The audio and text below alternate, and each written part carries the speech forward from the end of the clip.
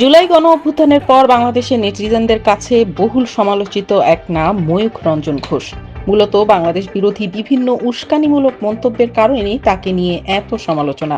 সামাজিক মাধ্যমে বারবার ট্রলের শিকার হলেও এই উপস্থাপক কিন্তু সেই নেগেটিভ কমেন্টগুলোকেই নিজের ফলোয়ার বাড়ানোর পথ হিসেবে দেখছেন, আর একইভাবে বারবার নেতিবাচক খ্যাতির জন্য মন্তব্য করেই যাচ্ছেন।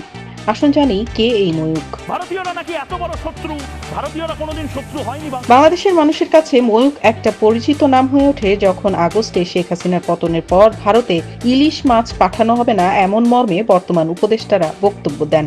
এর পরপরই ভারতীয় এই উপস্থাপক একেবারে মূল গণমাধ্যমেই নিয়ে আসেন এই খবর, আর বাংলাদেশকে তুচ্ছ তাচ্ছিল্য করে নানা রকম কটূক্তি করতে থাকেন অনুষ্ঠানে। আর এতেই বাংলাদেশের মানুষের কাছে ভাইরাল তিনি। তাকে ব্যঙ্গ করে নানা রকম পোস্ট আসতে থাকে সামাজিক যোগাযোগ মাধ্যমে। একের পর এক মামলায় জর্জরিত করবার জন্য বসেছিল ময়ূখকে। কলকাতার রিপাবলিক বাংলা টেলিভিশনের সিনিয়র এডিটর এবং হেড অফ আউটপুট হিসেবে কর্মরত ময়ূখ নিজের ফেসবুকে পরিচয় দেন স্টোরিওয়ালা হিসেবে। এর আগে নিউজ 18 বাংলা, টাইমস নাও এবং আনন্দ এপিবি বাংলাতেও কাজ করেছেন তিনি। কলকাতা বিশ্ববিদ্যালয় থেকে ইংরেজিতে স্নাতক এবং সাংবাদিকতায় স্নাতকোত্তর করেন ময়ূখ রঞ্জন। বর্তমানে রিপাবলিক টিভির জবাব চাই বাংলা অনুষ্ঠানের উপস্থাপক হিসেবেই বিপুল পরিচিতি তার। শাহবাগে আজ এই ছবিও রিপাবলিক বাংলায় আজ গোটা বিশ্ব দেখুক এই মুহূর্তে। শুধু ময়ূখ নয়, কলকাতার অধিকাংশ টিভি চ্যানেলের অনুষ্ঠানেই অস্থির অঙ্গভঙ্গি, উত্তেজনায় ভরপুর কথোপকথনের মাধ্যমে দর্শক বাড়ানোর চেষ্টা করা হয়। তাই জোরে কথা বলা কিংবা কথা বলার সময় স্টেজের এক প্রান্ত থেকে আরেক প্রান্তে ছুটে যাওয়া ময়ূখের ক্ষেত্রেও ব্যতিক্রম নয়।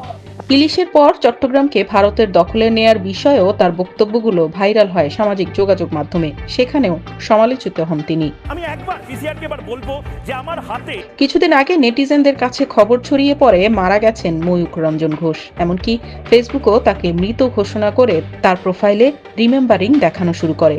পরে জানা যায় তিনি আসলে মারা যাননি, বরং বন্ধুর বাসা থেকে ফেরার সময় তিনি এবং তার আরেক বন্ধুর বাইক অ্যাক্সিডেন্ট হয়। এই দুর্ঘটনায় তার বন্ধুটি মারা গেছেন, আর গুরুতর আহত হয়ে হাসপাতালে ভর্তি হতে হয় ময়ূখকে।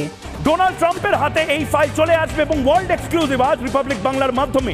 বাংলাদেশের মানুষের কাছে তীব্র সমালোচিত হলেও নিজ দেশে বেশ জনপ্রিয় এই উপস্থাপক, আর বাংলাদেশেও তার নেতিবাচক খ্যাতিকে কাজে লাগিয়ে তিনি কেবল ভাইরালই হয়েছেন, আর এতে ব্যবসাও বেড়েছে তার চ্যানেলের।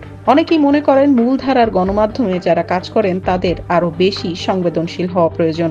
কেবল ভিউয়ের জন্য উস্কানিমূলক বক্তব্য দেওয়া সাংবাদিকতার নৈতিকতার সাথেও বেমানান।